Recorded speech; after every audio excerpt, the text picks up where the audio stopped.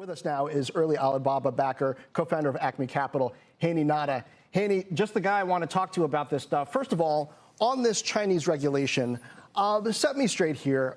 My eyebrow raised at this because I'm thinking, is this really about monopolistic behavior, or is it about China seeing that certain big companies are out there asserting their independence, saying we'll protect consumer data, we won't give in to the Communist Party, and maybe China saying, well, we're the ones who are really in charge here. We can knock you down to size.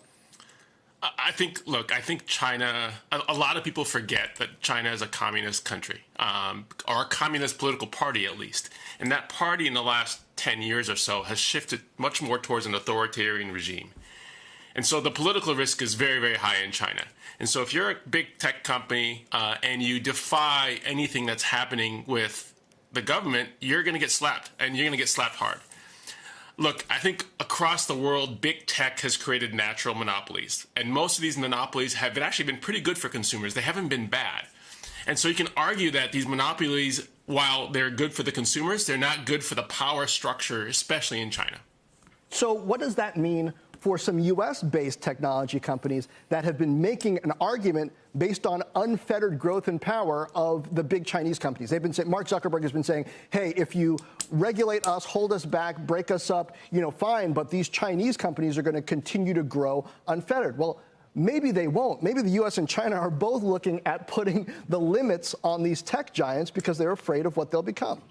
Look, regulation in tech is inevitable. It's going to happen, whether it's against the natural monopolies. But so far, I'm trying to figure out what has Google done that's been bad for consumers, other than the privacy concerns. I think the industry that's going to get most scrutinized is actually the social media companies. So if you think about these social media algorithms, they're literally the new cigarette. Cigarettes were bad for our health, physical health, back in the 60s and 70s, and nobody knew.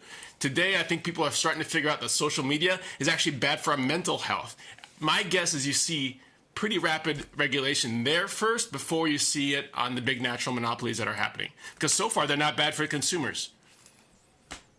Haney, speaking of social media, I want to get your thoughts on this TikTok deal. Do you think the Chinese government will sign off on the deal that President Trump signed off on here, that 20% sale to Walmart and Oracle? And what is going to happen with TikTok today? Is it going to keep running? I think the devil is going to be in the detail around this deal in terms of the control and the liquidity provisions and the rights for the U.S. companies that have over TikTok, where the data is stored, and all those things are going to be the devil in the details. I am not sure that the Chinese government wants to give us a political win here. My guess is that this battle is going to continue for some time, and depending on what the new administration does, I think you're going to be hearing a lot more about TikTok in the news over the next 3 to 6 months. Shepard Smith here. Thanks for watching CNBC on YouTube.